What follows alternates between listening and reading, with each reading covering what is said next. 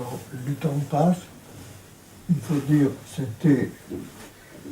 on était, je suis arrivé en Auschwitz-Birkenau, et là, quelques mois après, là, on savait aussi que le front soviétique s'approchait, et on espérait aussi peut-être qu'il y aura quelque chose, il y aura une fin.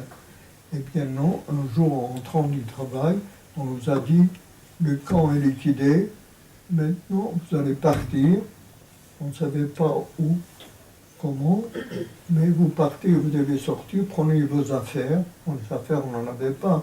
On avait une couverture extrêmement lourde, un spavin épouvantable, et une gamelle, on n'avait pas grand-chose. Eh bien, sortez dehors, c'était au mois de janvier 1945. Par un froid, Paris était déjà libéré, par un froid effroyable. On nous sort, on nous aligne par colonne de 5, et on nous dit en avant, marchez.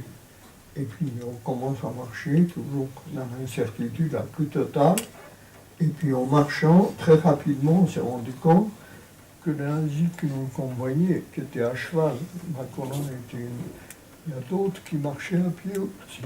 Mais les nôtres, dans la colonne, ils étaient à cheval, ils voyaient dès que une personne montrait le moindre velléité qu'ils ne pouvaient pas marcher à la cadence voulue, et ils trébuchaient, ils hésitaient un peu, étaient exécutés sur place, et on était obligé, pour éviter que d'autres gens trébuchent, d'enlever les cadavres et les jeter sur le bas-côté de la route, à gauche ou à droite, selon la position du mort.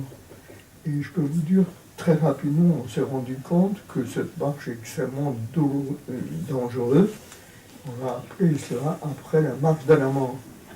On ne nous a pas dit, vous allez faire la marche de la mort. On nous a dit, vous allez marcher. C'est tout. Fini quand, comment, combien de temps, marcher. Et donc, sur la route, dans la neige blanche, il y avait des milliers de cadavres. Et vous saviez que vous faites le moindre geste, vous êtes là. Et alors, l'obsession était jeter le corps, le jeter le plus rapidement pour que les gens derrière ne trébuchent pas, parce que s'ils trébuchaient sur la dépouille, ils étaient exécutés à leur tour. Et comme cela, on marche, on s'est arrêté dans une grange, on ne sait pas très bien où la nuit, on nous a donné un peu d'eau à boire, on mangeait un bout de pain, et on partait le matin très tôt. Et on a marché comme ça pendant 2 jours. Et on a passé 2 nuits. Et en arrivant à une gare, on ne savait pas où on était exactement. Et dans cette gare, il y avait des wagons ouverts, marchandises, remplis de neige, à moitié de neige. Nous nous avons tassé là-dedans avec 140 personnes, vraiment d'une façon extrêmement. Alors qu'on était épuisé déjà par la marche de la mort, on entasse là-dedans. Au-dessus de chaque wagon, on a aménagé pour un SS qui était assis là, avec des couvertures, avec des fourrures, où il mangeait, il buvait son café, etc. Et il surveillait le wagon. Le moindre geste, si quelqu'un avait le moindre geste, pouvait s'agripper, puisque le wagon était ouvert. Et le train s'arrêtait souvent, parce que les voies ferrées étaient endommagées, etc. Et le moindre velléité d'évasion il avait une mitraillette, il envoyait, il était exécuté immédiatement, même les gens qui étaient à côté de lui étaient également exécutés. Et donc, rapidement, on s'est rendu compte que ce voyage était extrêmement dangereux, extrêmement difficile, pas à boire ni à manger. Au début, on avait un peu de neige, on pouvait manger la neige, mais cette neige a fondu au contact de notre corps, et très rapidement, on n'avait plus rien.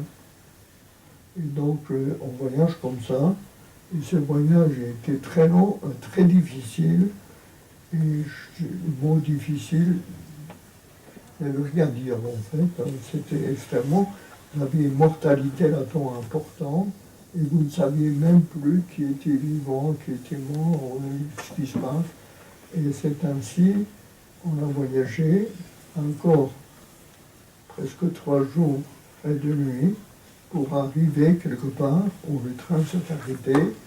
Et je vois, tout de suite à l'arrivée, je vois la cheminée du four crématoire.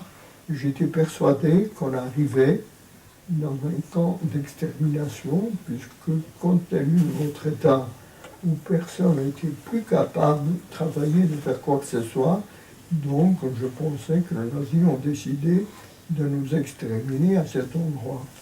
Et on descend des wagons, on descend. Dans des wagons, la mortalité, selon le wagon, était 40, parfois même 45%. C'est-à-dire la moitié des gens qui étaient là étaient des canards. Et puis moi, j'étais vivant, je ne savais même pas si j'étais vivant ou j'étais mort, mais il se trouve que j'étais vivant, je suis descendu du wagon. En descendant, il y avait encore des gens qui me recevaient. Et ces gens, curieusement, ils me disaient, écoutez, ici, soyez tranquille, vous êtes dans un endroit en Allemagne, on était plein en Allemagne, vous êtes ici dans un camp de travail qu'on appelle le camp de Buchenwald, et que ce n'est pas un camp d'extermination, que c'est un camp de travail. Et puis, moi, je ne voulais pas le croire, je pensais qu'on nous attirait encore dans un mensonge pour essayer de nous exécuter le mieux possible. Et donc, la personne qui m'expliquait ça, je demandais, je montrais le four crématoire, et ça c'est quoi? Il me dit, ça c'est un four crématoire, effectivement, il est fait pour incinérer des gens qui sont normalement morts au travail. Je me disais, il est en train de me mentir pour m'attirer mieux, et puis je me suis dit, et pourtant ils essayaient de nous assurer, il n'y avait pas moyen. Et on nous amène dans les douches, comme à Auschwitz, on nous déshabille, et on savait déjà, nous, ce que c'était les douches. Moi, c'était des chambres à gaz déguisées. Et donc, arrivé dans les douches, je me suis dit, bon, là, c'est fini, c'est la chambre à gaz, on va être tous exterminés. Et là, j'ai encore une dernière pensée pour ma mère, en disant, voilà, je suis arrivé là, maintenant c'est fini. Et il se trouve que, attendant les émissions gazeuses, il y a de l'eau tiède, est arrivée par le pommeau des douches, et qui nous a permis de nous laver avec de l'eau tiède, c'est-à-dire chaude, mais enfin tiède. Et c'était en janvier 1945 qu'il faisait très froid. Et croyez-moi, cette possibilité de faire un peu de clotte, ensuite on nous a habillés, on nous a donné d'autres numéros, pas le même qu'on avait à Auschwitz, toujours avec un triangle rouge, dans lequel il y avait une lettre qui désignait la nationalité à laquelle vous apparteniez. Et pour mon étonnement, dans la douche déjà, je me suis dit, et si les gens qui nous rassuraient, qui nous ont reçus, et s'ils disaient la vérité, et j'étais obligé de reconnaître que là, on était vivants, qu'on ne nous a pas assassinés, on nous a habillés, et ensuite on nous a dispatchés, on nous a mis dans des conditions difficiles, parce qu'il y avait un afflux de gens extrêmement importants qui venaient de tous les camps de Pologne en 1945. Donc l'afflux était important, dans lequel ils n'étaient pas du tout habitués d'avoir, car là-bas c'était un camp organisé pour les anti-nazis allemands.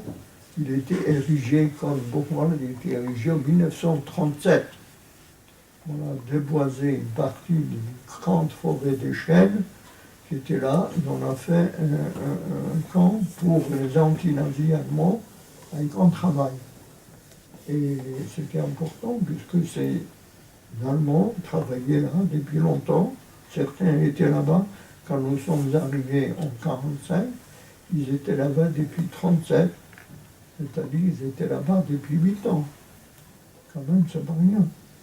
Et donc, ils étaient allemands, ils étaient organisés, ils sortaient travailler dehors, ils avaient des contacts avec leurs compatriotes, bien entendu, et tout. Ils sont arrivés, ils sont réunis d'une façon extraordinaire, puisqu'ils ont même pu acheter des armes en pièces détachées, rentrer dans le camp et s'organiser militairement, pas seulement politiquement, militairement.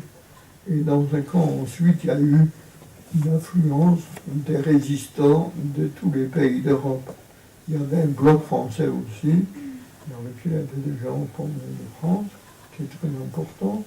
Et puis, nous sommes arrivés, les jeunes qui ont survécu à cette mare de la mort, nous sommes arrivés et dans un état d'épuisement total. Moi en plus j'avais un problème parce que j'avais mes pieds gelés pendant la marche de la mort. Et on m'envoyait de force à l'hôpital alors que je me disais l'hôpital ça y est c'est la fin. Mais à l'hôpital il y avait un médecin déporté d'ailleurs, hongrois, qui m'a causé voir mes pieds et m'a dit il faut t'opérer, il faut te couper les pieds. Il m'a montré le geste, comment faire le couper les pieds et tout ça. Quand j'ai compris ça, je me suis dit c'est la fin. Et je me suis sauvé de l'hôpital pour revenir dans mon bloc. Et on m'a demandé, mais pourquoi tu reviens? Tu peux même pas rester debout, tu peux pas. Donc j'ai dit, j'ai expliqué, on voulait me couper les pieds, et je voulais absolument pas accepter ça, c'est pour ça que je suis revenu. Et pour vous dire, je vous ai déjà raconté que ma vie, j'étais sauvé par ce médecin, c'est un jour à Auschwitz. Là, il y a un déporté que je ne connaissais pas du tout, je crois qu'il était d'origine russe, on ne sait pas exactement. Il m'a dit, écoute, si tu veux survivre, il faut que tu fasses ce que je vais te conseiller. Et il m'a conseillé de tremper mes deux pieds alternativement dans de l'eau chaude, dans de l'eau froide, et tous les autres qui étaient là à côté de lui, qui ont entendu son conseil, se sont mobilisés très très vite à trouver des espèces de grandes boîtes de conserve qui existaient là, pour mettre de l'eau froide. On prenait la neige dehors, c'était en janvier 1945, mettre de la neige, qu'on avait de l'eau froide, ils arrivaient à chauffer un peu d'eau, il y avait des fours dans le bloc, ils arrivaient à chauffer un peu d'eau, et donc je disposais l'eau froide, l'eau chaude, comme ça je le faisais jour et nuit, pendant 48 heures, et effectivement, mes pieds allaient un peu mieux. J'ai pu sortir pour participer à l'appel et ça va aller mieux. Et ce geste-là a permis de sauver mes pieds, sauver ma vie aussi. Donc là, à Buchenwald, ce qui s'est passé, c'est qu'il y avait quelque chose de particulier. Il y avait des adolescents comme nous, en 1945, j'avais 16 ans. La grande majorité d'adolescents qui ont survécu dans les camps comme Auschwitz ou ailleurs étaient arrivés à Buchenwald. Et là, il y avait presque 900 adolescents juifs qui ont survécu à Auschwitz ou ailleurs, dans d'autres camps aussi, de travail. Et là, notre état était extrêmement précaire, de sorte que les autres déportés se sont organisés pour qu'on ne sorte pas travailler dans les usines dehors, parce que les conditions de travail étaient tellement dures, la mortalité au travail, même de ces déportés politiques, était importante. Et par conséquent, il dit, s'ils sortent travailler, c'est sûr qu'ils vont tous mourir. Ils sont débrouillés pour qu'on ne sorte pas du camp, qu'on travaille à l'intérieur du camp. Ils étaient même de mèche un peu avec les SS pour essayer d'obtenir cette autorisation qu'on ne sorte pas. Parce qu'on n'était pas capable, qu'on n'était pas performant, qu'on n'avait pas de métier, etc. Et c'est grâce à eux, il faut dire, que le camp est arrivé au mois de janvier, et on arrive au mois d'avril, l'armée américaine qui s'approchait par l'ouest, le camp a été libéré le 11 avril 1945, et nous avons survécu. Nous étions vivants, et ces 900 étaient vivants, c'était très important, puisqu'on était vivants, et puis la guerre était finie, la guerre n'est pas tout à fait finie, en tout cas, notre camp a été libéré. Il y avait pas mal de choses là. Ce qui était très particulier, je vais finir par ça,